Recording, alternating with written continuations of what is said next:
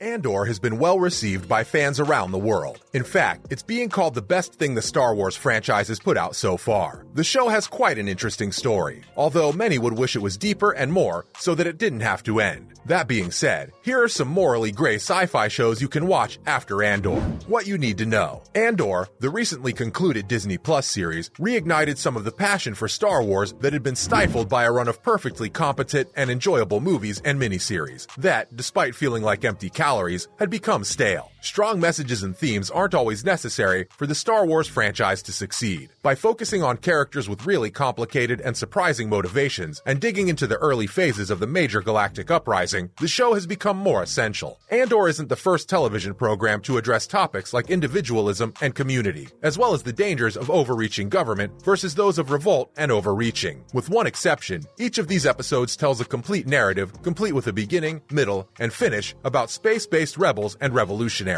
The only difference is that they might not be as brief as Andor's 12-episode season. Number 1. The Expanse. The Expanse, based on the book series written by James S.A. Corey, imagines a solar system that is densely populated and where we've brought all our problems with us from Earth. While Mars colonists have advanced technologically and militarily as a result of having to survive in a hostile environment, Earth occupies the historical and cultural center of the universe. Conflict is all but inevitable because of greed, fear, and short-sightedness. But the show isn't as cynical as it first seems, because James Holden and Naomi Nagata, played by Stephen Strait and Dominique Tipper, are in charge of the mixed-race crew of the Rocinante, which ends up having a significant influence on events by simply being in the right place at the right time and having reasonable intentions. The Expanse is more in the slightly worn-out, lived-in style of science fiction, similar to Star Wars in general. Number 2. Battlestar Galactica. Galactica incorporates lofty philosophical sci-fi into a conflict-ridden environment in a similar way that The Expanse does with Star Trek-style idealism in a gritty Andor-like setting. Growing religious convictions among the Cylons, intelligent machines that revolt against their human masters, may have contributed to their actions. While the show delves into some existential issues in surprising depth, we're never allowed to forget that humankind has been reduced to a population of only a few tens of thousands and is currently surviving on a small number of occasionally rickety ships. While we mostly follow the human characters in the series, neither side's moral superiority is ever explicitly defended. Instead, the oppressed turn into the oppressors. Number 3. Killjoys. Over the course of its 5 seasons, Killjoys, an action show about space bounty hunters, surprises viewers with its surprising depth. As officially sanctioned, Killjoys, the show's central trio of Hannah John Kamen, Aaron Ashmore,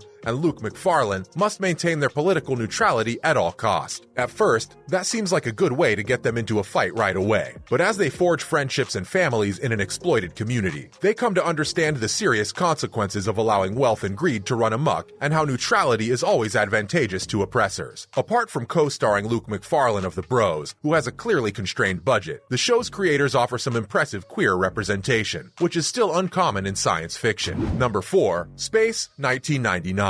Space 1999 still retains the sense of a fallen kingdom that Star Wars often plays with, though it's less philosophically compelling than it is politically revolutionary. In the year 1999, nuclear waste will have been dumped on the moon. The personnel and guests of Moonrise Alpha, the control and monitoring station for the waste facility, are launched into space together with Luna as a result of an explosion that causes a domino effect. The existential dread that comes with realizing there's no way to ever return home is in addition to the internal conflict and practical issues of surviving. Although a revolutionary spirit exists, there are conflicts over who should lead and how to create a new community. Despite the somewhat absurd premise, the contemplative first season is some of the most thoughtful television of the genre. The second series, however, leans more toward space is so weird style of sci-fi storytelling. Number 5. Farscape. Farscape leans far more heavily into fantasy aspects than does Andor, at least artistically, but it's still fundamentally a tale about rebels taking on an oppressive civilization. Ben Browder portrays John Crichton, an astronaut from Earth who's flung through a wormhole and into a remote region of the galaxy. He ends up in the middle of the euphemistically termed Peacekeepers and the prison ship Moya, which has been hijacked by its inmates rather by mistake. The mismatched group, which includes political dissidents, more traditional criminals, and one peacekeeper, ends up serving as the focal point of resistance to the tyrannical regime out of necessity rather than design. The Jim Henson Company and its creature shop created the alien makeup, prosthetics, and puppets, giving the program a unique appearance suspense and feel. This is a compliment, of course, as the program occasionally plays like a lost, very ominous episode of The Muppet Show. Number 6. Blake's 7. Following his detention and conviction by the totalitarian surveillance state known as the Terran Federation, political dissident Raj Blake, played by Gareth Thomas, is given a second chance. Blake and his fellow prisoners take advantage of the chance to take control of the advanced spacecraft they come across when their prison transport responds to a distress call. The borderline fanatical Blake, who renames the ship Liberator, persuades his new crew that the Federation's overthrow is the only way for any of them to find true peace. Over the course of its 4 seasons, the series' status quo underwent several significant changes, including a couple of lead character swaps, lending it a sense of consequence and unpredictability. And it comes to an unexpected and darkly memorable conclusion. Number 7. Babylon 5. J. Michael Straczynski's dense space opera was mature and ambitious, even though its budget sometimes couldn't keep up. Its serialized format was well ahead of its time, long before that format became popular. The tidal space station and port of call serve as the setting for the series, which, for the first few seasons, deals with attempts to prepare for a coming war with aliens from the edge of known space. Even the more friendly governments are so wildly different in outlook that a united front seems to be impossible. Although it's always in the background, the increasingly repressive Earth government and its attempts to use the conflict as an excuse to repress free speech and individual rights eventually forced the inhabitants of the formerly authorized station to become independent and on their own. Number 8. Firefly. The show follows a group of mercenaries led by Mal Reynolds and Zoe Washburn, 2 disgruntled former soldiers who had fought on the losing side of an independence war against the thoroughly conformist central government. It's generally lighter in tone than the typical dystopian science fiction. The crew engages in activities that aren't always legal while trying to avoid catching the attention of the police. However, the sequel movie Serenity finds the crew forced to take a stand to protect one of their own and makes clear the true horrors of the ruling regime. The short-lived series didn't get around to making much of that core conflict.